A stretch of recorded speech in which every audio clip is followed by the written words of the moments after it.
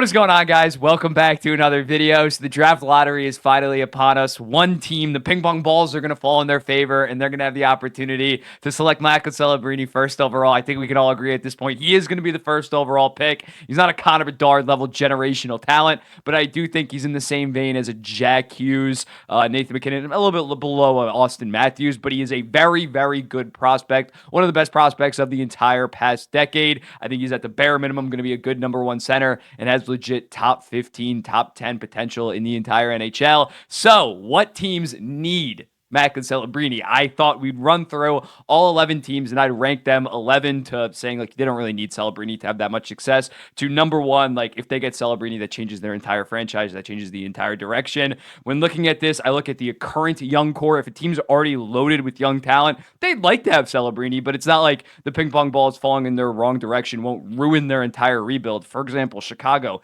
not going to be that high because although them getting Celebrini would make them the scariest team from like 2027 to 2037, they don't need it. They have their generational talent. As long as they can surround Connor Bedard, they're going to be a high-level playoff team. I'm looking at teams that maybe don't have the most impressive young cores or the most surefire young cores. So we're going to get into it. And starting at number 11, I think it's pretty obvious. Well, let's first look at the actual order and what the 11 teams that are here. We got San Jose, Chicago, Anaheim, Columbus, Montreal, Arizona, Utah, actually, Ottawa, Seattle, Calgary, New Jersey, and Buffalo. And at number 11, I don't think this should be that much of a surprise.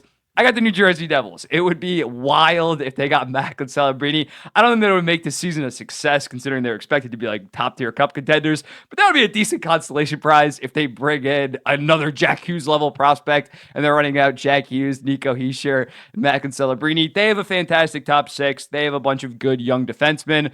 They don't need Macklin Celebrini. That would be almost unfair for the rest of the league if they had to contend against that goddamn Devils forward core going forward. People will be very mad. People will be very mad if the New Jersey Devils end up with Macklin Celebrini. That's probably not going to happen, but that would be chaos. At number 10, same vein, although not nearly as successful as the Devils last year, I got the Buffalo Sabres. This team already has most of their young core pieces. They should be trying to win next season. They were trying to win this season. 2 years ago, they were, 1 or 2 points off the playoffs. They already have a very good young center duo in Dylan Cousins, Tage Thompson on very cheap deals, even with them kind of having a bit of a down year. Zach Benson, Alex Tuck, it goes on and on. Owen Power, Rasmus Dahlin. They're set in terms of their under 25 core. Them getting Macklin Celebrini, I think would take them to the next level where I'm like, oh my God, they're going to make the playoffs next year, maybe even contend next year, and for the next decade be top tier. But they don't really need Macklin Celebrini that much. At number 9, I got Ottawa. Similar vein, I guess, to the Buffalo Sabres. They have a bunch of young, especially young centers. Tim Stützle, Shane Pinto really showed that he can be that second line center. Ridley Gregg, also forwards like Brady Tkachuk, Drake Batherson.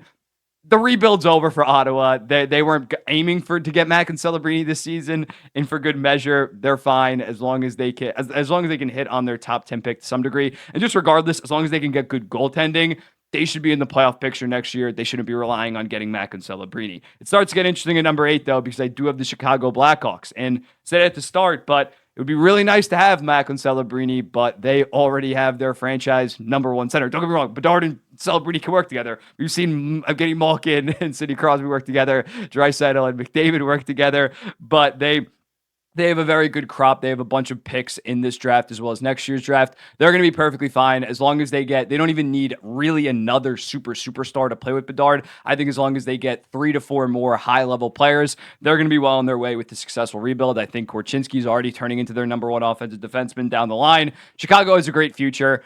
Them winning the draft lottery last year is worth like most years getting 2 different years worth of first overall picks. Bedard is that special. They're perfectly set. At number 7, the Anaheim Ducks, another team that is loaded down the middle. They're probably going to move Cutter Gauthier to the wing, I'd most likely guess. But yeah, you got Gauthier, Carlson, McTavish. Zegras is going to bounce back. Troy Terry. I'm probably forgetting someone as well. They're well on their way. They definitely need to hit on their top 5 pick this year, but it doesn't have to be Celebrini. They have a fantastic future. I think that goes without saying. Another team that has a very good future, Montreal. I think Montreal is lacking that future superstar at this point, so they are a little bit higher. I really like their pieces. Slavkovsky's coming along well, but I think they do need potentially that elite number one center. I think Suzuki can be a number one center on a playoff team, on a Stanley Cup winner. I'm a little bit concerned in terms of that, although I think he's very good.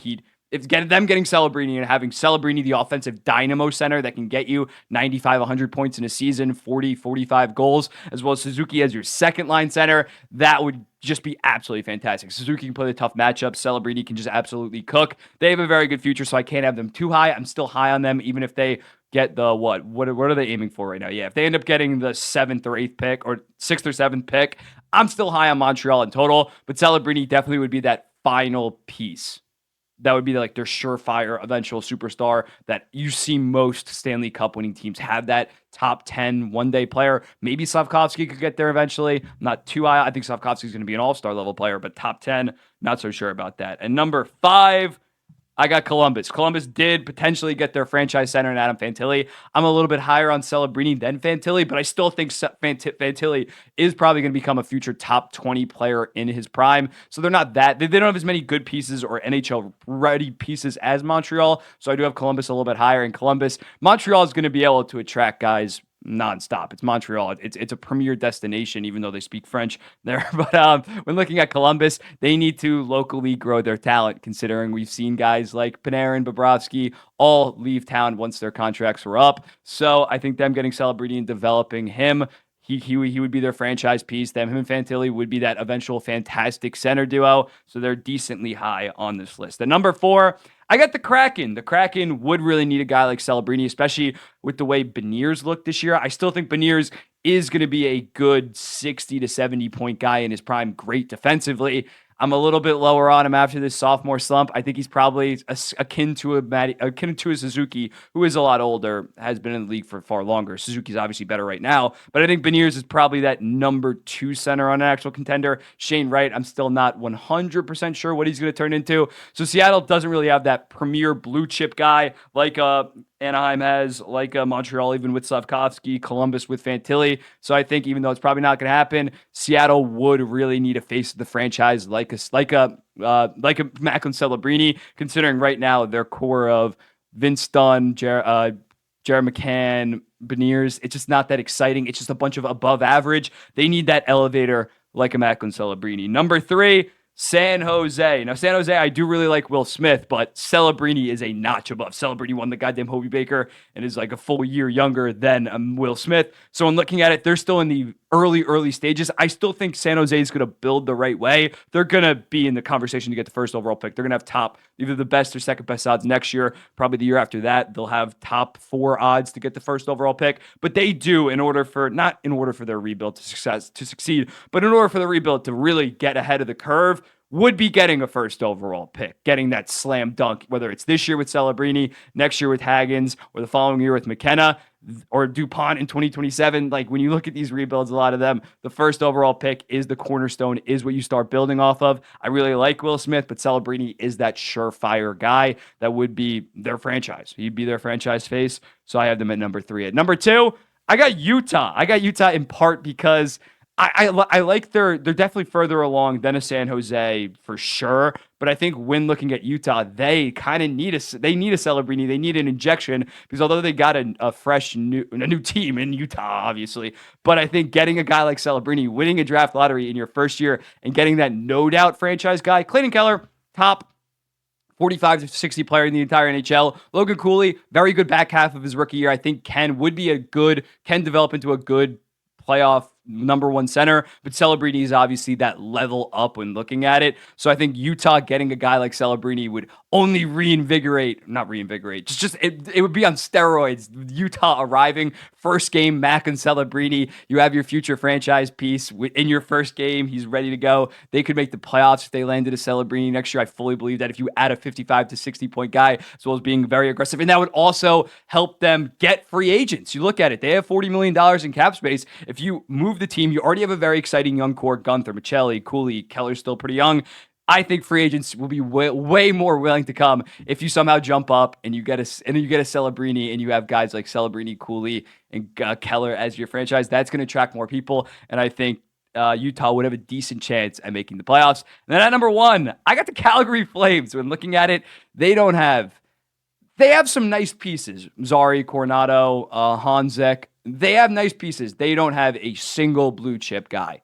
And they're in this weird spot where I think that they're just going to be mediocre for the next 3 to 4 years. So for them to somehow jump from 5% chance, 1 in 20, that's not that bad of a chance. But for them to jump and get a Celebrini would be massive in terms of whether they'd want to just fully retool, rebuild after that. Or I think even next year, if you, with the assets that you got, I think they can I could think they could turn it around and make the playoffs, especially if Wolf really takes that next step and other guys like Coronado and Zari keep on going. I think they go from being kind of stuck in this no man's land.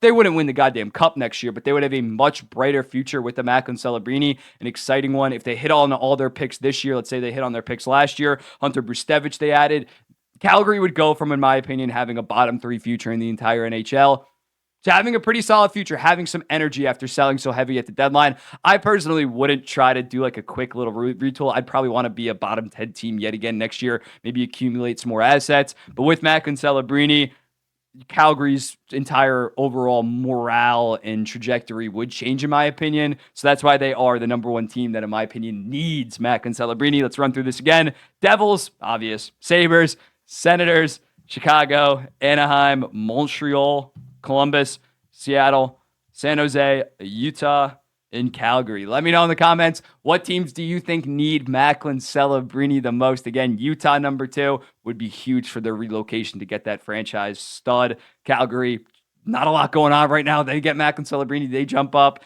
It would go absolutely crazy in Calgary. Let me know in the comments, what do you think? And I'll be seeing the next one.